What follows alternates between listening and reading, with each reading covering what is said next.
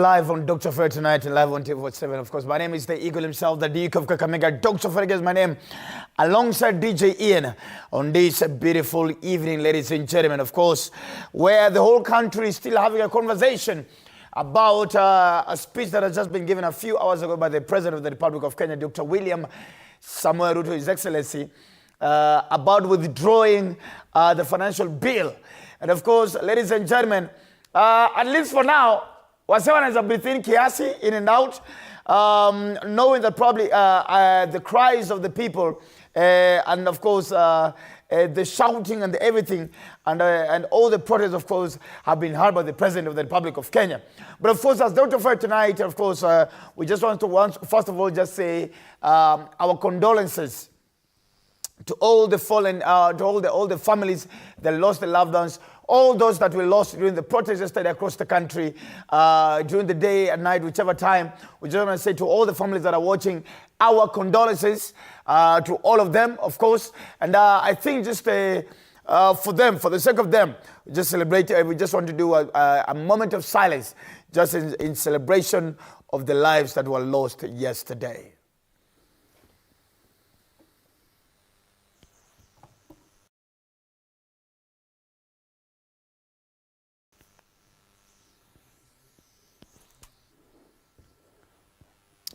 Thank you so much. And to those that got home mapema yesterday, got home early and safe. Makofi kwenye, ladies and gentlemen. Yes. And now, it is what it is that yesterday what happened. Jana nikajifanya kimbele mbele. DJ Ian. Jana nikajifanya kimbesho, nikaingia maandamano. We were together yesterday. I think tulikutana pale. I think singe kujua kama si Durag ya Tupac. Singe kujua, of course. And ladies and gentlemen, as I was in between the people yesterday, DJ Ian, kuna few things you noticed.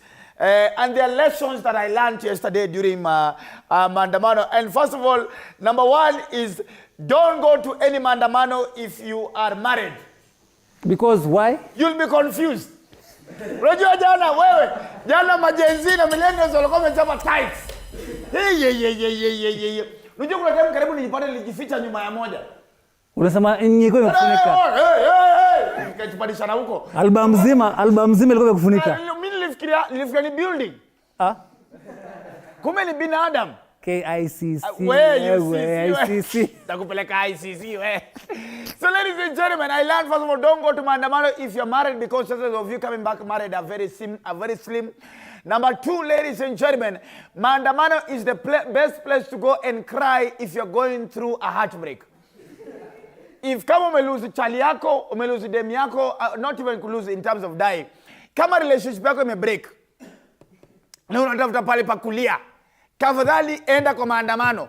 Hakuna mtu atajua. Kuna msee nilipata akilia pale nje kwa hiyo street ya Kimathi Street, and I wasn't sure kama yeye msee analilia ku reject bill ama msee analia kuhusu ku break up, because kuna kilio ya Ruto reject, Ruto reject, but vile msee alikuwa analia Ian, it was from deep and actually mimi vile msee ame break up na Ruto alikuwa amezimix zote. Yes, because so aka confused. I think aliona hiyo maji ya gender reveal. Akakumbuka kenye wali break up na dem akashuna mesa. Hata sai wewe ufu. Sai ukicheza na dem yako kucheza na mtu anaitwa Bill. Sai machali wanaitwa Bill, sai hata wa date. Now we were fearing Kevos, we were fearing Bryos. Now we've added Bill on the list. So chali yote anaitwa Bill, stay off. Wewe chali ni kichwa ngumu.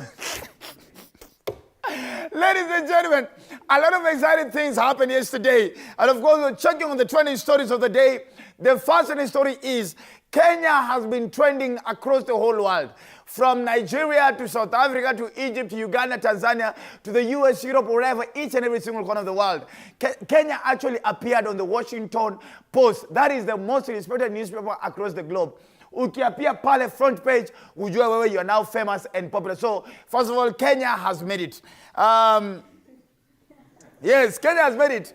But the people who are suffering peer pressure are our neighbors. Sasa wa Tanzania, wa Uganda, wa Rwanda. First of all, let me analyze our neighbors. Kenyans, we are vichwa ngumu compared to our neighbors. Must accept. There's a friend of mine who I met, I was on my connecting flight to the US. So we met in France at the airport. Akaniambia, one thing about you, Kenya, was Ugandan. One thing we see about you, Kenya, is that Kenyans are drunkards. Kenyans can drink. Kenyans can actually drink because of stress. And that is us. So Ugandans, first of all, Ugandans cannot protest. We know that for sure. Once financial bill leo ilipelekewa, jana ilipelekewa Museveni. Museveni hata kungojea, alireject. Museveni alisema, I don't want these things to come and happen in my country. So I better be wise. I just rejecting the bill, let it go back to Parliament. Tanzanians, of course, Tanzanians are, if they are to protest now, Tanzanians are they're not slow.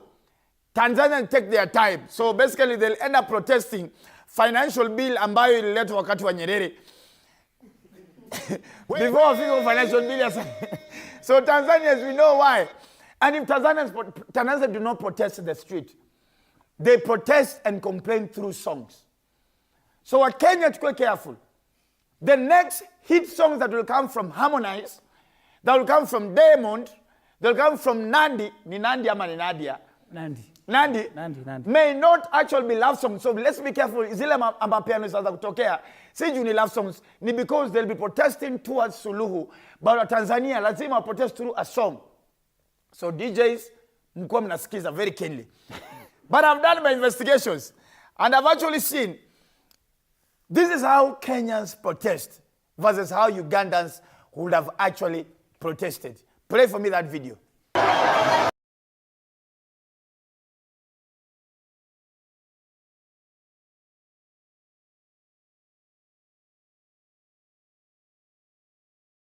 Wonder.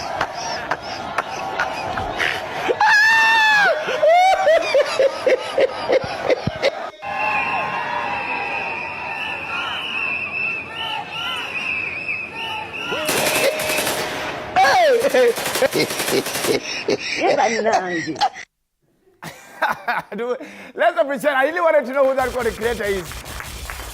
Now, Tanzania and Uganda women are saying they are willing to leave their marriages where they are first wives to come and get married to Kenyan men as second wives. They don't mind.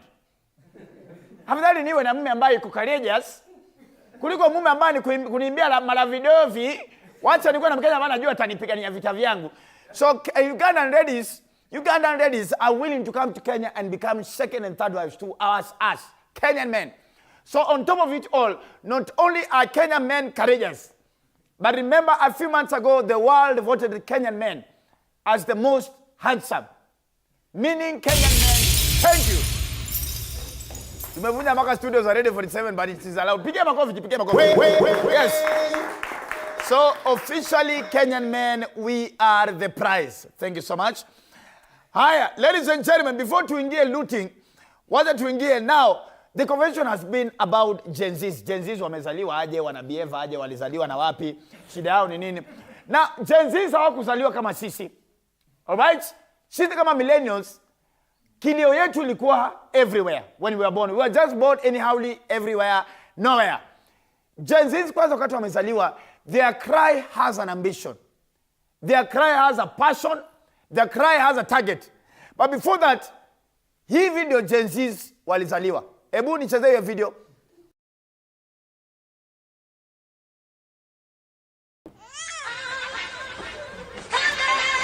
I need this.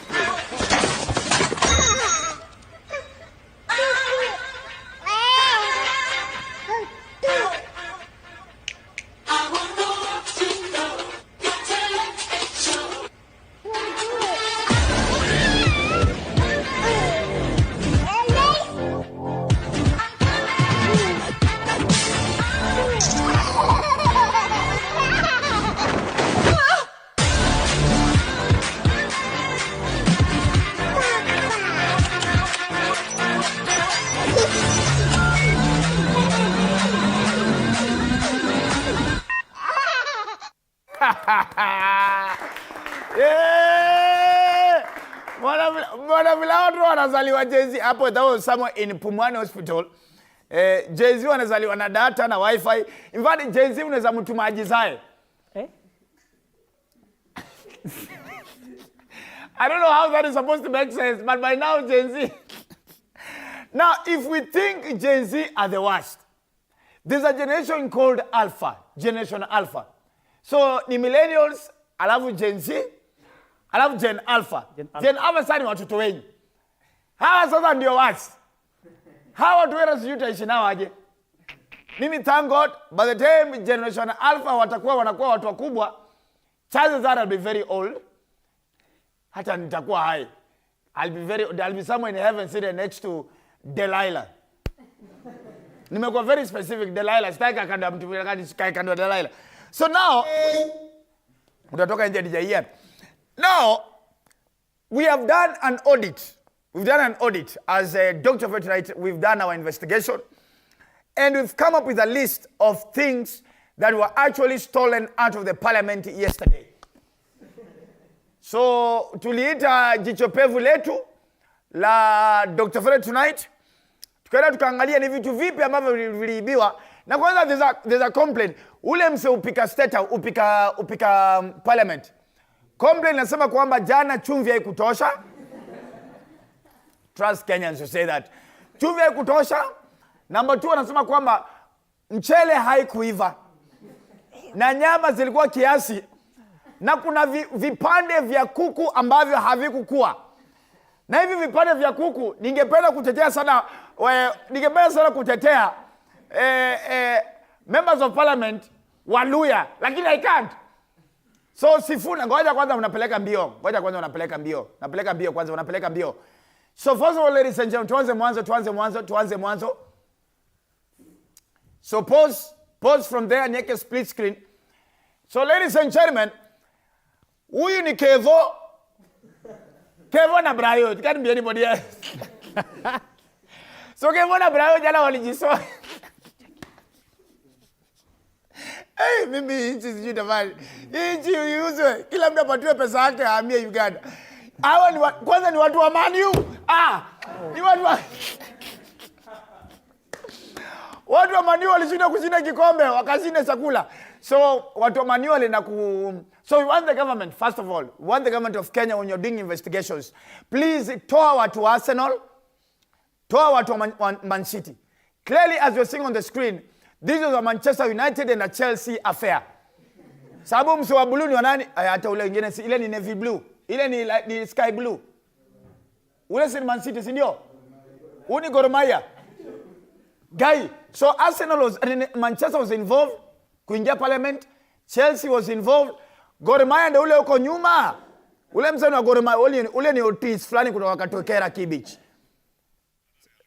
Na mpaka Real Madrid ilikuwa hapo. So first of all, chakula iliibiwa. Hiyo ni kitu cha kwanza tumefanya investigation. Haya, nipatie item number 2 ambayo iliibwa. Hii ni kiti ya Weta. Inauzwa by the iko soko. Hii kiti sahi iko kwa internet. Iko soko mbaya. So hii kiti, if you don't know, hii kiti iko somewhere Umoja. I want to be very keen, either Umoja ama Kayole. Na kuna the head of the house somewhere amekaa anasema the seat of power. This seat is currently on sale for 210 Kenyan shillings.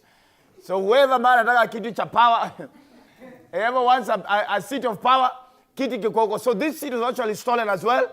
Number 3, ibadie number 3 nini ingine liibiwa? Toka mbele.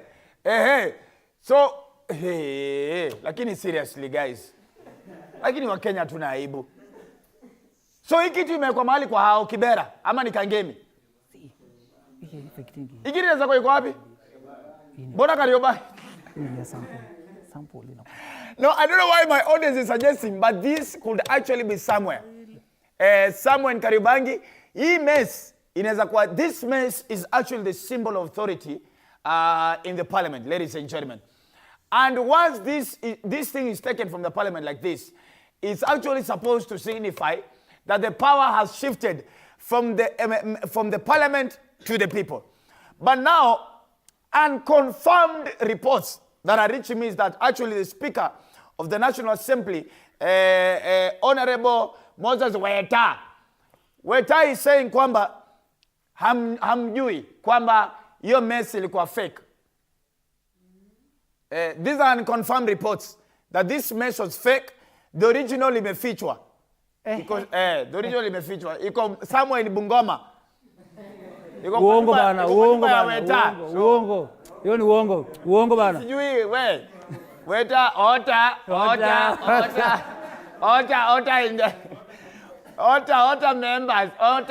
members. So please, we want a commission. So wamesema hii mess iko kwa nyumba ya Weta, the original one. Inaweza kwa Weta Bungoma. Yeye ndo custodian. Adi asalimiwa. So all in all, ladies and gentlemen, this was all fun. So this is what took place yesterday in the streets of Nairobi. My prayer and hope is that everybody is safe. Keep on keeping safe. Whether there's more mandamano tomorrow or not, please make it peaceful. Take care of the person you went with. Make sure you take care of your neighbor and you take care of yourself as well. And go home on time. If you got 6:30, in fact, I'm not really impressed Ian with guys is that when you go to around 5:30, guys literally actually started going home. Ukisikia badi akisema kumbe kahawa si mbali. Wale wase walitembea. Ati matatu. Mimi tunao nikikuja chemba jioni wase walitembea. Matatu tu ndo ziko overrated. Wase waka fall in love. Kashika kadem mkono. Mimi jana nakwambia jana, tango nilikuwa na bibi. Anyway, so ladies so that is what happened yesterday. Of course, tonight, I have an amazing show lined up for you, ladies and gentlemen. Two amazing spoken word artists, Spontaneous the poet, ladies and gentlemen. We also have the one and only Nile Dawta in the house, Makofe. And apart from me, ladies and gentlemen, when we were hosting the Freedom of Mondays, the last lap of the carnival on Friday, ladies and gentlemen, my big brother MC Jessy brought the house to a standstill when he gave his very strong stance against the reject the bill conversation. Ladies and gentlemen, to talk more about the reject bill and of course more about the Churchill show coming back as well, ladies and gentlemen, of course, and its comedy journey. Ladies and gentlemen, I shall be hosting my big brother, the one and only MC Jessy in the house as well, ladies and gentlemen. But before we get there, please allow me to invite for the first time on Dr. Ofweneke tonight. I shall be, when you come after the break, I shall be hosting Spontaneous the Poet and Nile Dawta on Kenya's #1 late night TV show.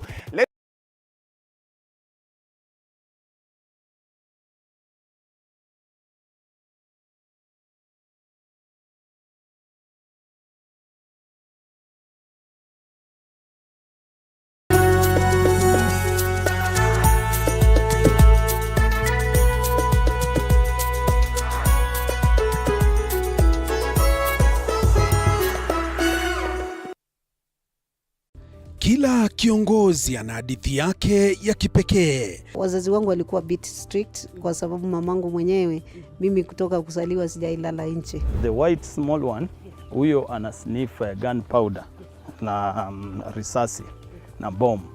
Alafu huyo mwingine ni Ridgeback ana sniff simba. Even the employees knows that, so when in the boardroom is the chairman, the CEO and the rest of. At what point are you a wife? The minute you get to that inside that door, you become now the wife. Na kila maamuzi wanayoyafanya hufichua mengi kuhusu utu wao na uongozi wao. We see God blessing us and we now realize the power of giving also has to be rewarded back. Kupitia kipindi Mfahamu Kiongozi, tunakuletea mahojiano ya kusisimua na uchambuzi wa kina kuhusu viongozi wetu. Pick your core business as the bigger stones. Put them in your diary first. Give priority the bigger things. Usikose kila Alhamis saa 1:30 jioni.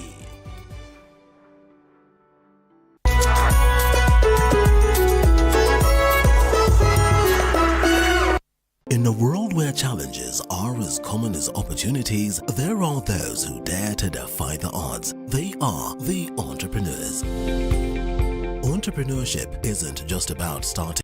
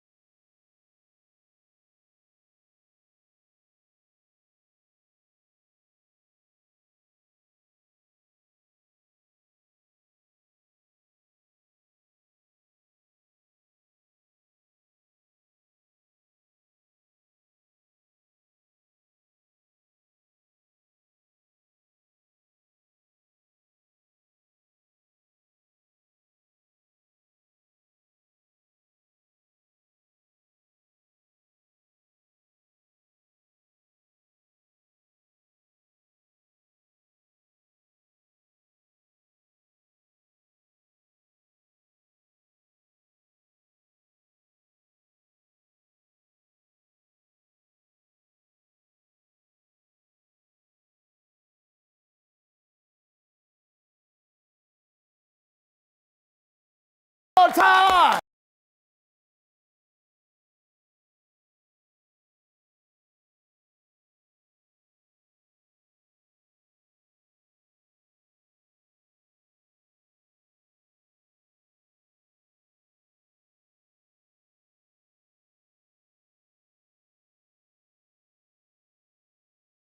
Sana, how are you? Awesome. When I saw the poster, I actually thought you guys, I'm going to be hosting you guys separately, not together. Oh. So give me the history. Why did the two of you work together? Yeah. Man, we set it out right now. right now. Right now. But we met each other back in campus. Which campus? Moi. Moi University? Yeah, Moi Eldoret. University. Yeah. Moi University, Eldoret. Yeah. Chef Koilel back in the day.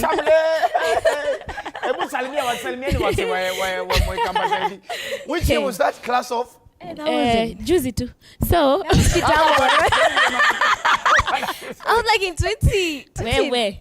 Okay. Figure somewhere age. 2011. 2011? Yeah.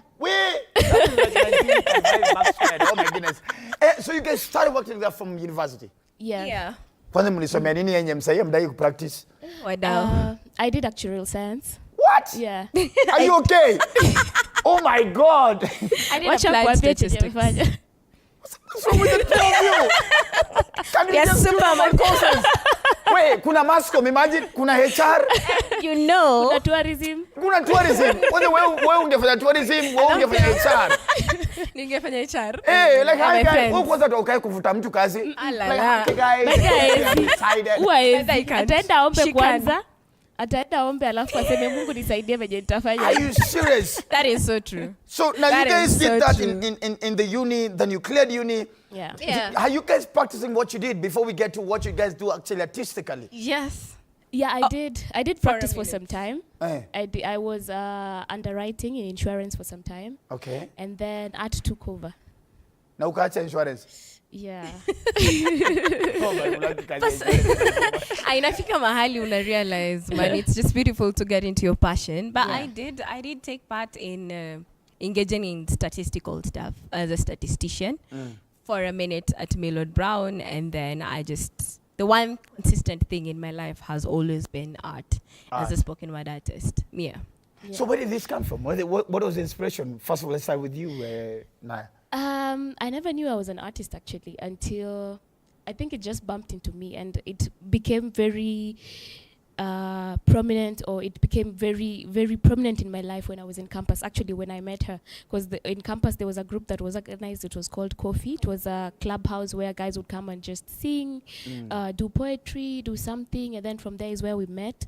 And then it just grew. It just grew from one stride to another, and then I released my first musical piece, and then that really affirmed me because I released the first song, the first musical video, and then I was like made Beat of the Week on national TV, and I was like, whoa. Oh, okay, so iki tukumbe inaweza kuwa, you know. Okay, fine. Yeah, you know, the beat, guys. I know. Yeah, The beat. That was a big ages. deal. But Yeah. you guys don't know now. With DJ Let me just set up a little bit.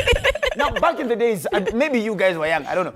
There used to be a show called The Beat. The Beat. Yeah, it was produced by DJ Pinye. Pinye Pollination. It beat me fat. fat. Yes. It used to be produced by DJ Pinye on NTV back in the days. Yeah. Now the whole country, ikifika saa 11. That was everybody it, was man. That was it. Ulikuwa nakanga hivi ni eti na kijiko. But then ulikuwa nika lyrics. Unaisho maandika lyrics ndio uko na lyrics. Go, let him go. Well, you guys wouldn't relate. You guys are one of the watu wa challenge. Watu wa TikTok challenges watonga vile vibaya. Alright. And you spontaneous? I would say art chose me because I started way back in 1998. 98. Nachoma. Oh my God. Nachoma. Nimewacha, by the way. Nimewacha. So, yeah, I would say art chose me because I remember my class teacher literally beat me up to recite a piece. I used to say, poetry is for people who live pale juu kwenye fantasy. Yeah, you used to look like a cool peeps kind of an you know, but I thought I was going to be Mariah Carey. So just thinking, why am I even... Lol. Siko siko mbali. Naimba kidogo.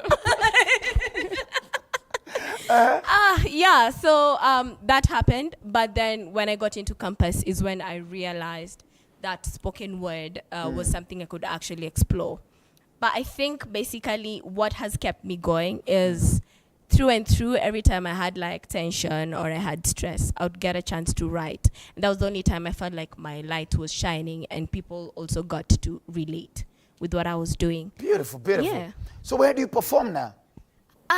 Lots of places, because I like to call myself an artivist. I use art for social change. Okay, nice. So different conferences, you'll probably find me in forums organized by embassies, corporate events, concerts, of course, Power 254. Oh, so yes. yeah. They're doing such an amazing job. They're doing an amazing job. Sana. Kina Bonnie and Jerry are doing such an amazing job. So yeah, I've been in different spaces, different festivals. Yeah. Nice one. And you, Nile, before we get, because we are finishing the interview, of course, with your performance of your song. And you, where do you perform? Where do you perform? All over, actually, in and out of the country. Whoa! Yes. Something your career will not have done. I know. Yeah, in and out of the country. I was recently in South Sudan. Before that, I was in Burkina Faso, in Ethiopia as well. And I'm also an artivist because I also use my work for social change. And I also just got a United Nations award in human rights advocate. How did I forget to mention that? Yeah. Beautiful. Yeah. That's some big deal. Yes, that's a big deal. Asante sana. And it's just people who, like Power 254 who've nurtured us since the beginning, because they've seen our work, because our work is not really mainstream, you really have to be on the ground to see the kind of work that we do. So places like Power 254 have really nurtured our type of work, like Anika forums, and we go to these spaces and uko ndo unapata poetry, flowetry, spoken word, music, all different types of music. And nice. Yeah, so here we are, and we're actually going on tour also.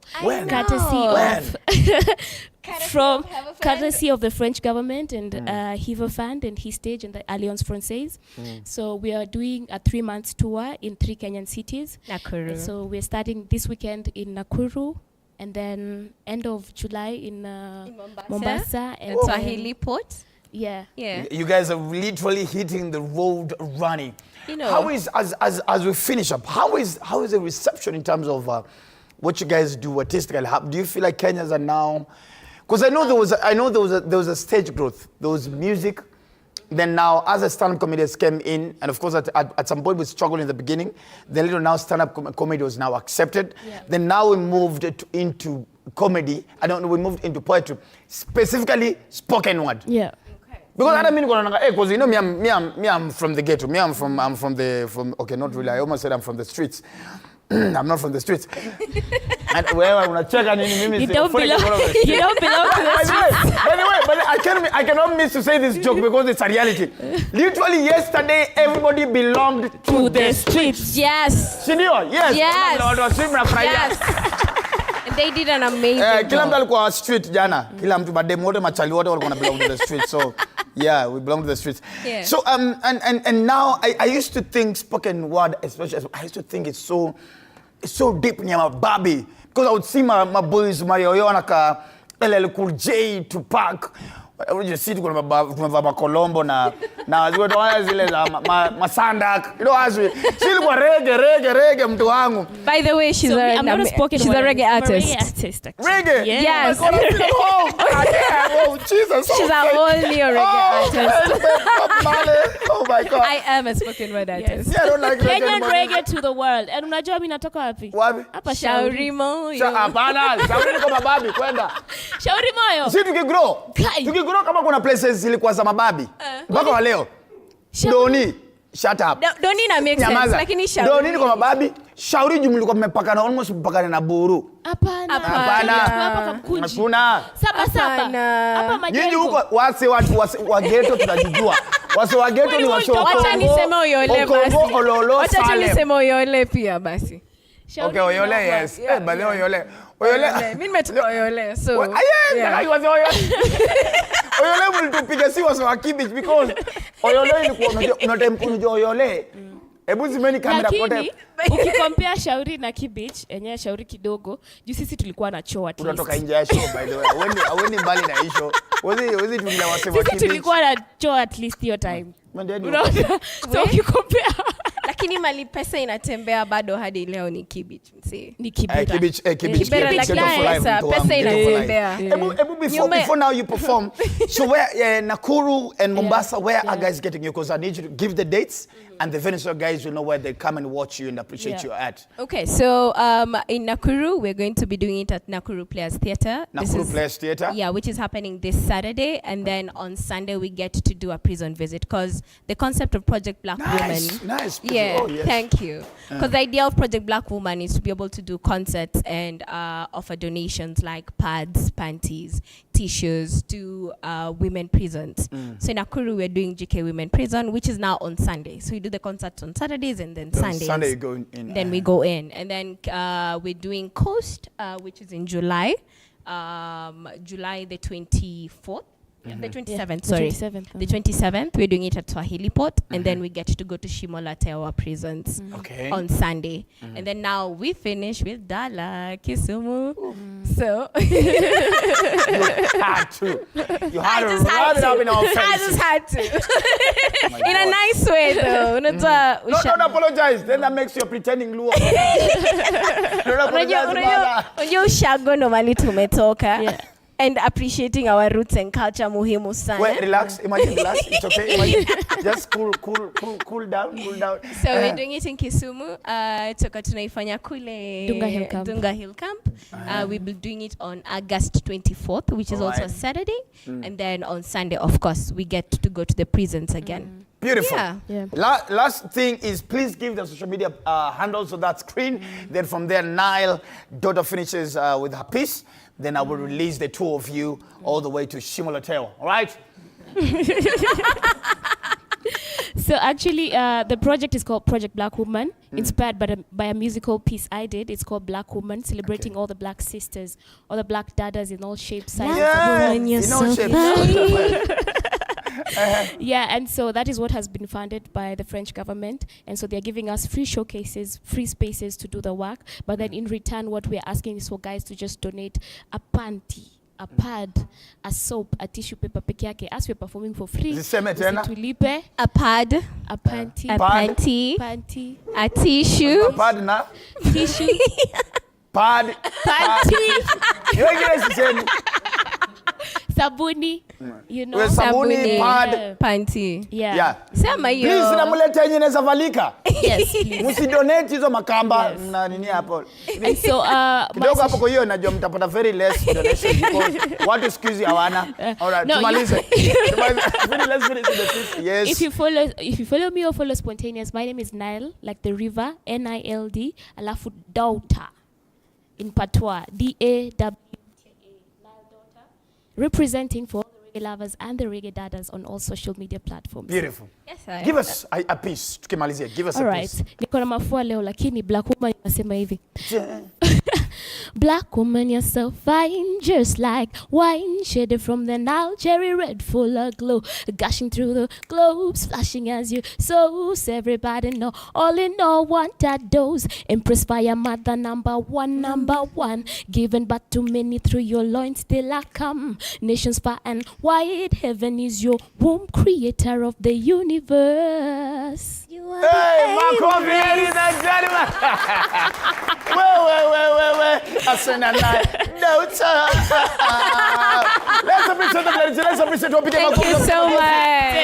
Thank you so much. Ladies and gentlemen, of course, I just want to play a 1 minute piece by Nile Dawta. Of course, when we come back, we come in live, of course, with the one and only MC Jessy live on Dr. Ofweneke tonight. Wabi Makofi. Give me the piece, Kenny. Let's go.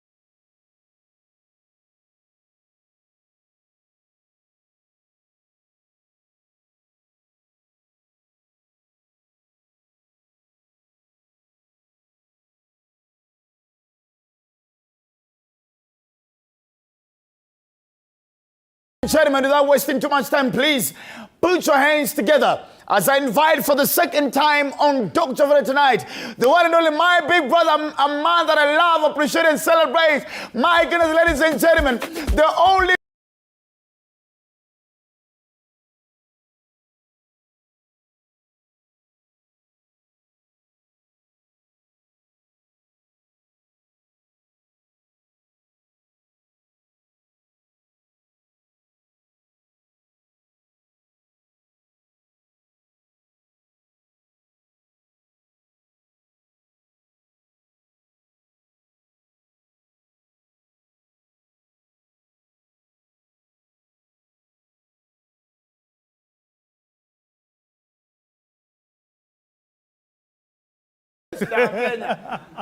Mbona mkitoka Uganda mtuambiange hivyo atueleze Uganda.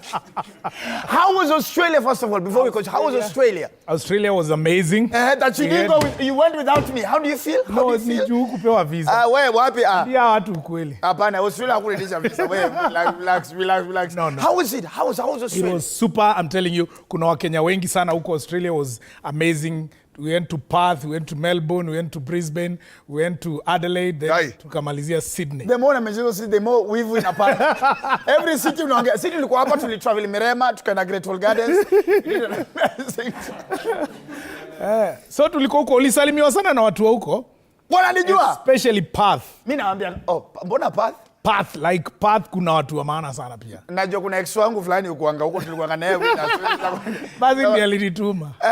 Ndio wewe, hiyo story kanagia. Wife sahi ana watch show.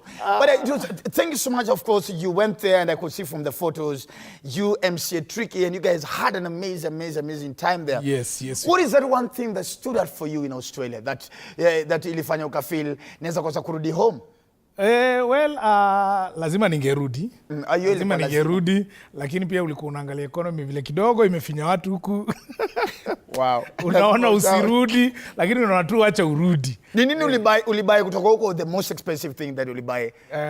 Maybe hiyo sasa nikikwambia sasa. Unasema tu kamera ziko off. Honestly ni suti. Kai. Nilibuy tu suti.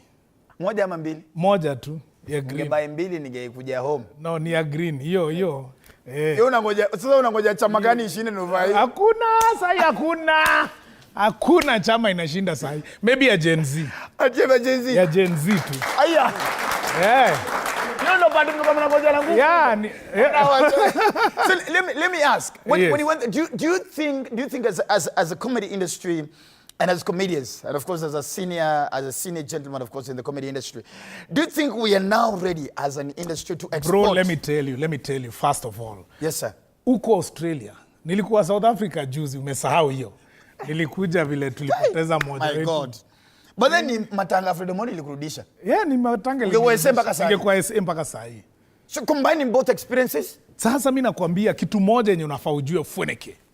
Tumekuwa kwa industry for a while. Yes. Young people, hawa, Gen Z, they are the owners of each and everything.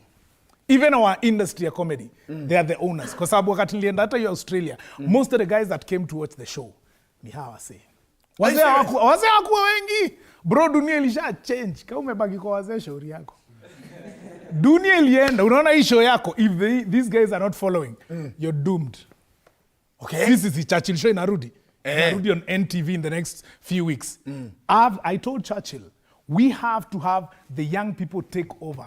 We can't be the gatekeepers of the industry. Na tuka agree hivyo. So even on the auditions, watu are young. The people, the production crew, everybody is young. Plus, saa hii hakuna tio umekaa 1 year kabla uingie kwa show, hakuna hiyo. Ni kujeni jipange tufanye. Unasema sasa new faces, new show. Now we might see Alice Kanini doing comedy. No. I'm not saying that. I'm saying fresh. Who is Alice Kanini? Umjui. She United. Unaona nani mzee? Hold on. She United Kenyans. Me, I'm saved. Ina flash this. Mimi ni mtu wa Kristo. Oh my God. Naona vitu. So you're saying and even in Australia, and that is what you started. Yes, young people are there. People, even the ones that were performing before us. Young guys, and they're very funny. Goja uone, once the show comes back on TV, the young guys that are coming with talents. Bro, utaamini. You think ati si tuko nachekesha?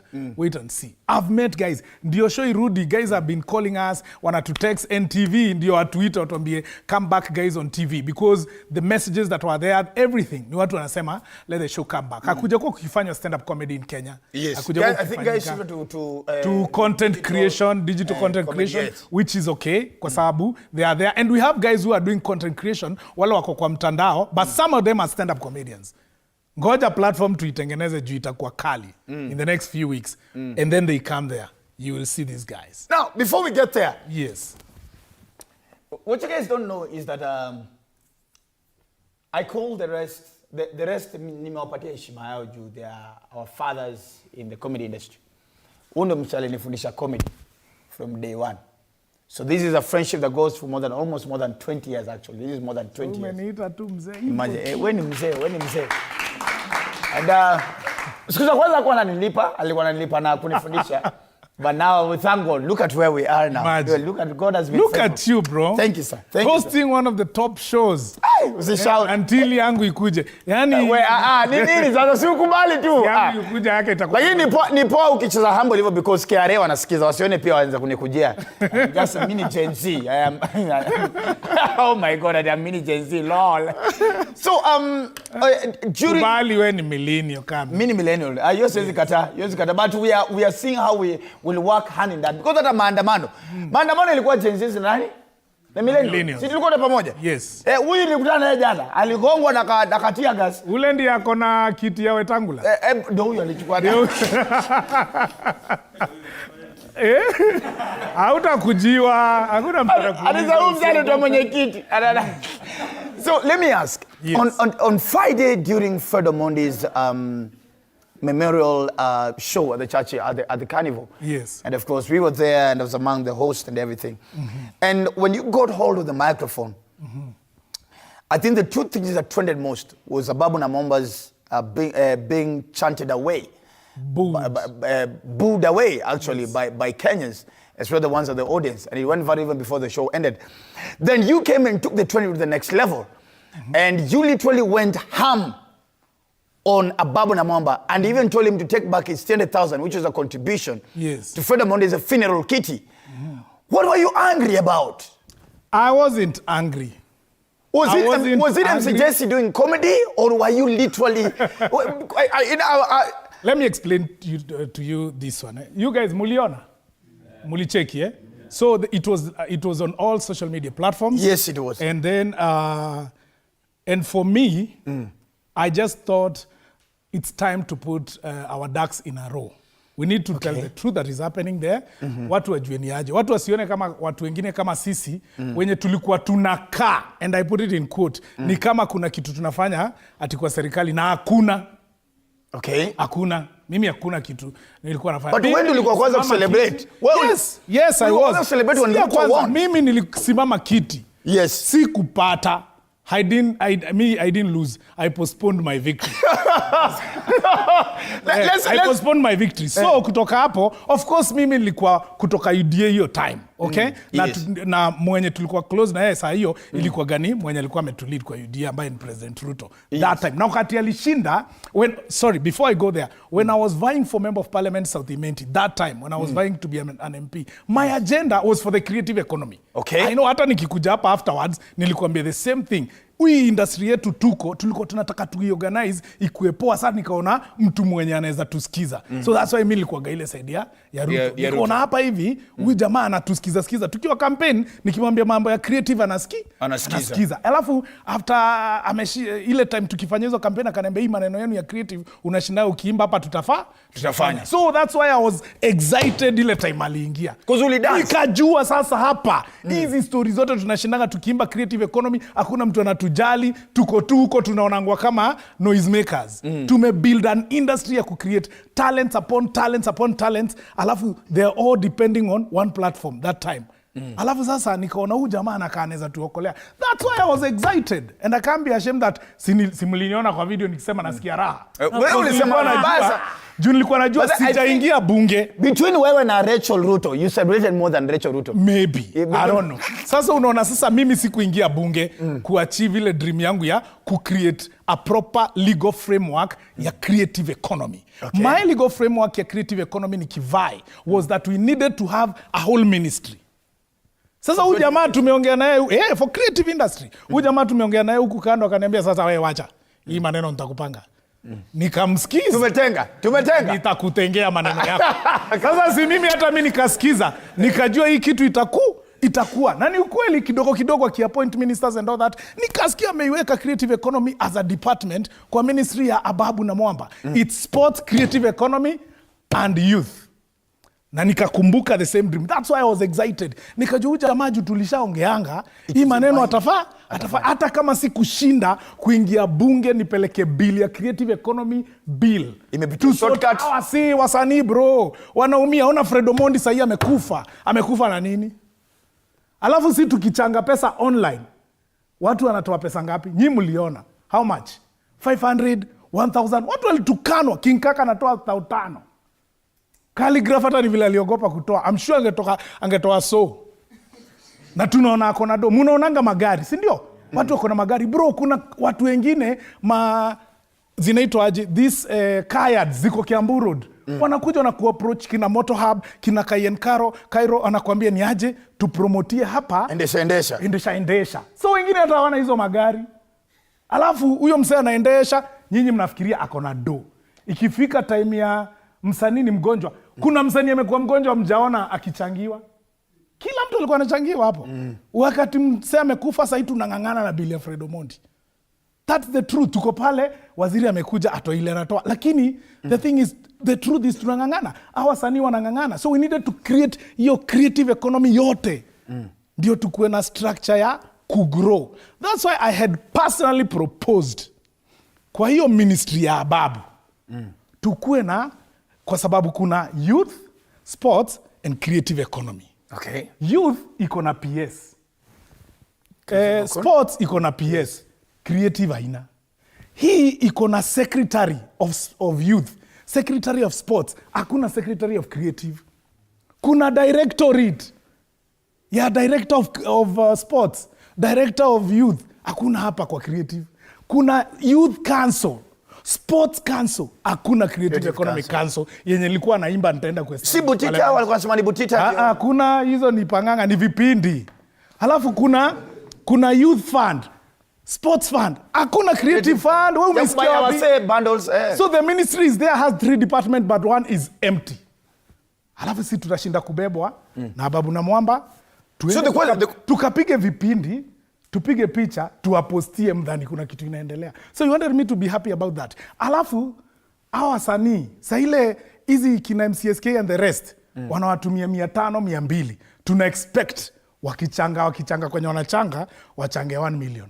Is it possible, guys? Alafu, tukuje huku mimi niendelee kuimba, bro. I will not do that. Kama itakuwa is the end of mimi na hizi shenanigans zangu ni sawa. Lakini, that was my agenda mimi tukifanya campaign. Na nikilifanya nikiwa independent actually. Lakini nilikuwa najua nikiingia parliament, hii ndio agenda yangu. Since haikuingiana na tumeongeana hasla hapa. Ndio nikajua maybe huyu jamaa atafanya nini? Atanisaidia. Nikasikia nini? Nikasikia raha. Halafu tumepiga miaka 2 hakuna kitu imefanyika. Nyinyi mnajua talanta hela, si ndio? Talanta hela. Ati talanta ukiwa na talanta ilete, alafu pesa wapi? Mfukoni. Hao ndio bado wanachanga 500 kwa matanga ya Fred Omondi. Hiyo ni pesa mfukoni surely. Why would I not be angry? No, I mean on behalf of us, on behalf of us. Alafu tuko hapo mimi ataniita Babu ataniambia kuna hii event kuja tufanye. So where is the talanta? Where is the hela ya talanta? You get what I mean? Yes. Kama ni talent, sisi pale tumekuwa tukifanya Churchill show. You guys have been seeing. Tumekuwa Churchill show ni kama factory ya talents. Factory ya talents. Nadia Mukami hapo hata ndio tulitoana. Nikikuonyesha hapa message alini inboxing mara ya first kwa Instagram. Akakuja Kisumu, akafanya show ya kwanza nikichocha. Alitoboanga. Was that not a talanta that deserved hela? True. Yes, so sasa kama Churchill Show ndiye factory ya talanta, huku tulikuwa tunangoja gava isaidie kukue na. But usone ulizani wapi? Usone hata mimi naweza uliza. Before MC Jessy akuje stage na ongeve mbele ya a government representative, a ministerial board representative. Yes. Ulikuwa try to reach out chini maji, maybe ku reach out yes, kwa number one.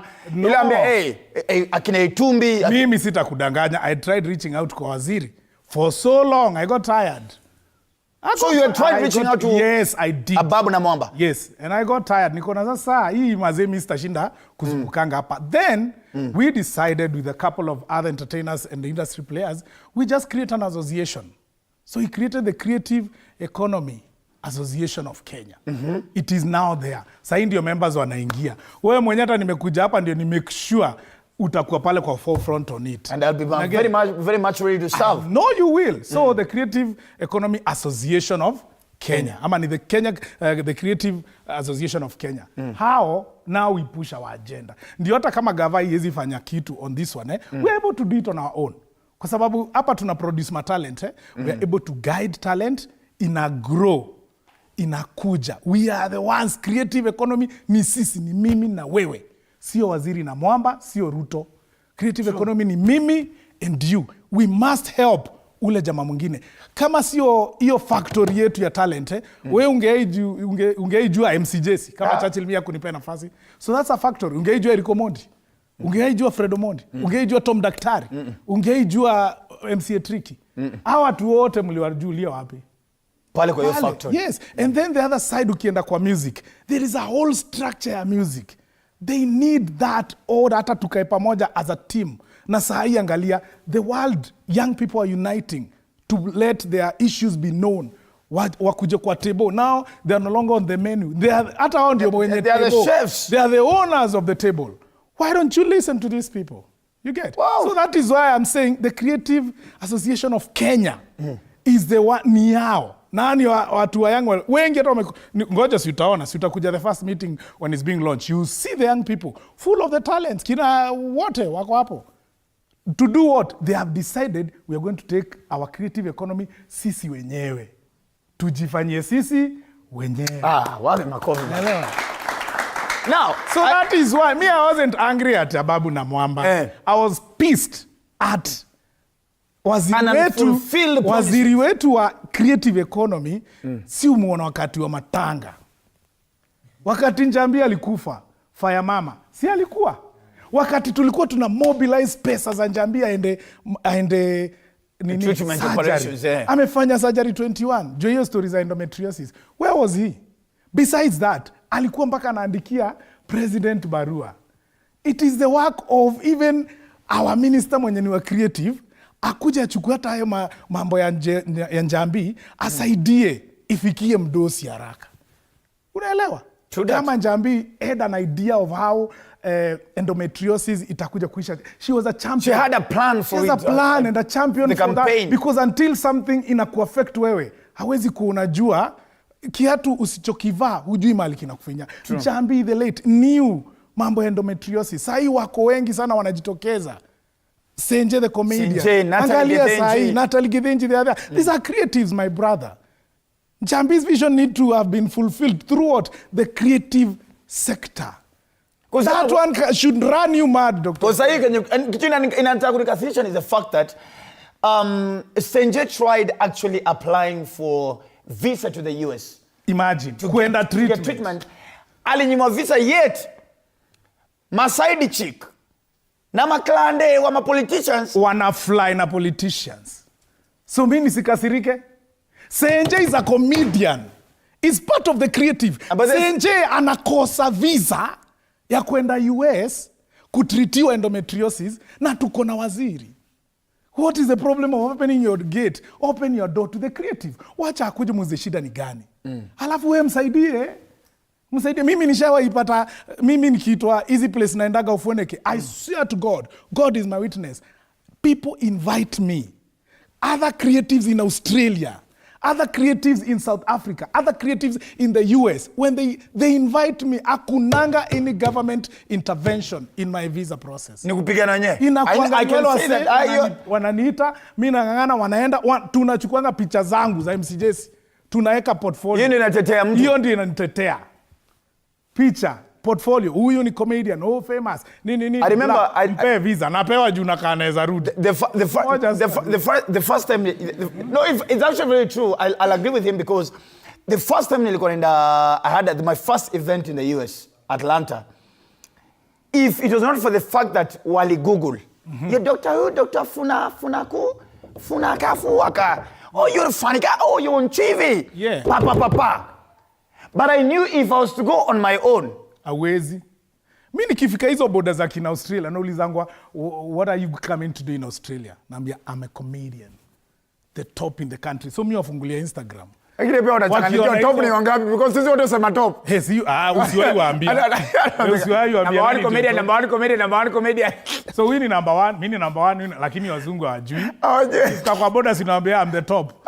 Alafu sasa hiyo umeedit Instagram. Akifungua profile anaona top comedian. No, Junior Africa watajua overthrow comedians in overthrow yana. Yes. Alafu wanaangalia wanaona 2 million followers. Anaambia, "Oh, you're a comedian. Oh, that's lovely." Hata sijamwambia joke. "Hey, can you make me laugh?" "Okay."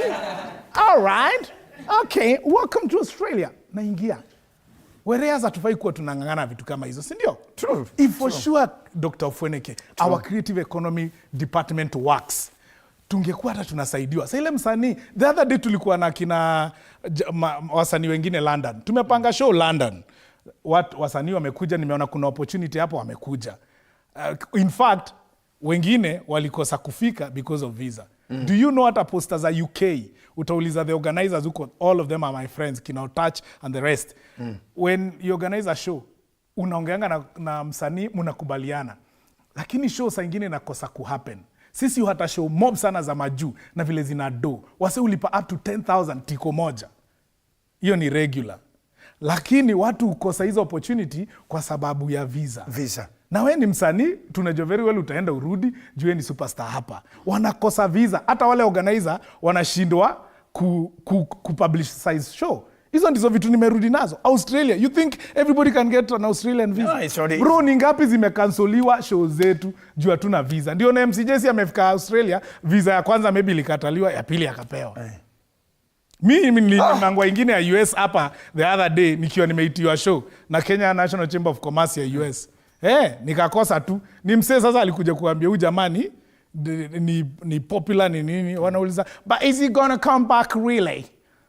You know? Anijua wago hakurudi. Na unaona wago Nyiro alienda hakurudi. Karis alienda hakurudi. Joro alienda hakurudi. Lakini the thing is, if we have a functional creative economy department, inaweza saidia hata wasanii waweze kurip from what is available where? The other side. Yeah. Mtu anaenda pale majuu, unapiga show unarudi.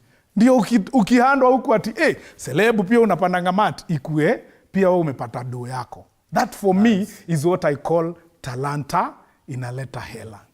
Not any other way. I love the passion of this conversation. So mimi sitawahi wacha. Mimi sitawahi wacha because I know creative economy. You guys, tukiketi hapa na waziri, mkiulizwa nani yako na talent hapo, mnaangalia nani? Si mimi ndio nakulia talanta. Why shouldn't I show the Gen Z how to make money with talent? Your talents. Wewe nilikuonyesha ona mahali umefika. Tulitoana na huyu jamaa church. Alikuwa mshamba. Jamaa tu ako huko ajui anaongea mob, namwambia bro, wacha nikuonyeshe hiyo kuongea yako vile unaweza ikunja mpaka hii ilainike, juu na mimi nilifunzwa na Churchill.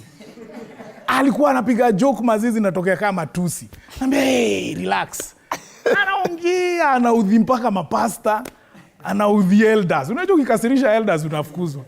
So nikamwonyesha nini, tukakuja tuko hapa. Mimi na mimi nilikuwa nimefunzwa na mwingine. Tukaleta kitu inaitwa Ultimate Comic. Tukawashindanisha hapo au vijana.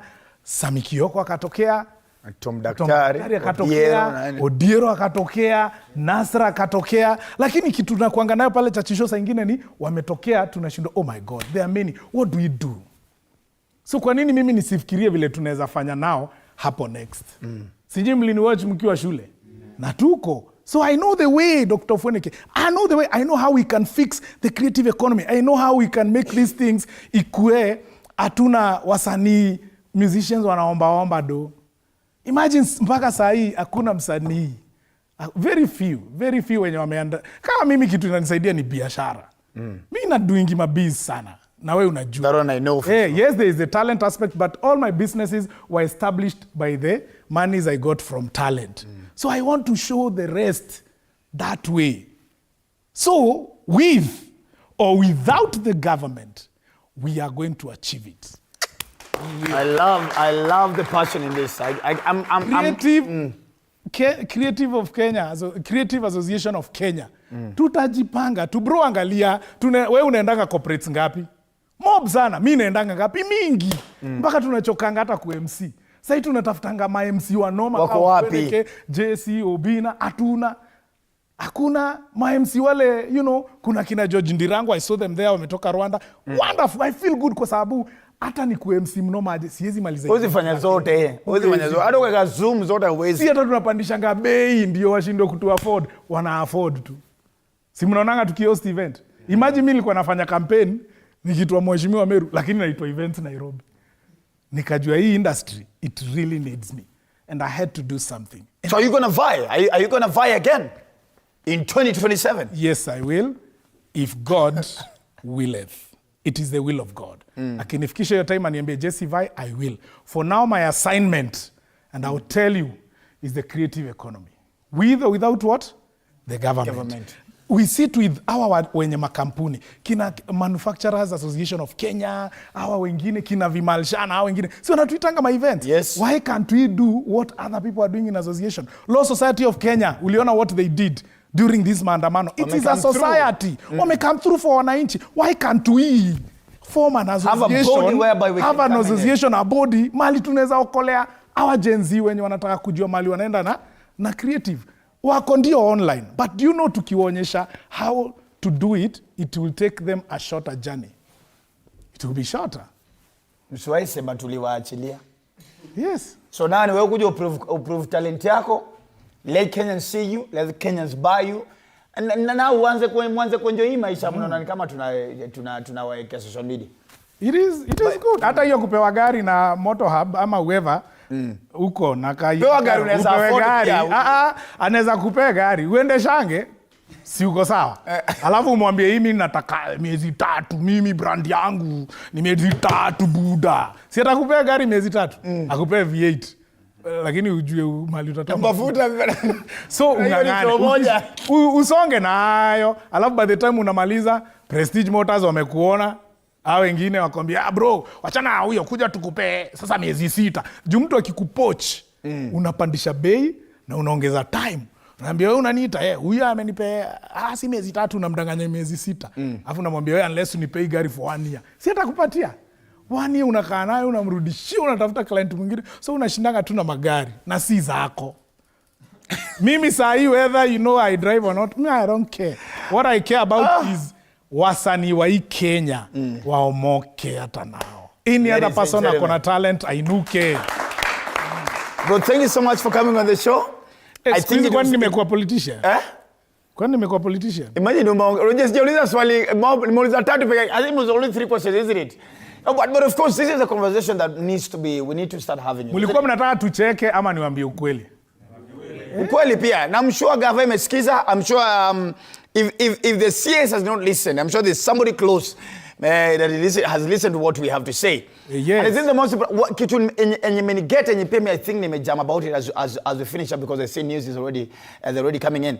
Is that we need to have a special functional department for the creative industry. Yes, not that just a name to hang on a ministry tag on their door. Yes, before news ianze. Even me I'm a TV host. Nisivutwe kazi na wewe unaweza kazi. Now tunaangalia news bado. The other bit is this. Angalia guys. Respect to all the authorities. Wanatoka hapa wanaenda mpaka majuu. Under creative wanaenda kwa biashara ya msee anaitwa Tyler Perry. Okay? Huyo ni one of the most talented producers, actor, comedian in the US. Alafu wakamit nani? Steve Harvey. Okay? Huyo Tyler Perry alikuwa busy. Wakamit Steve Harvey.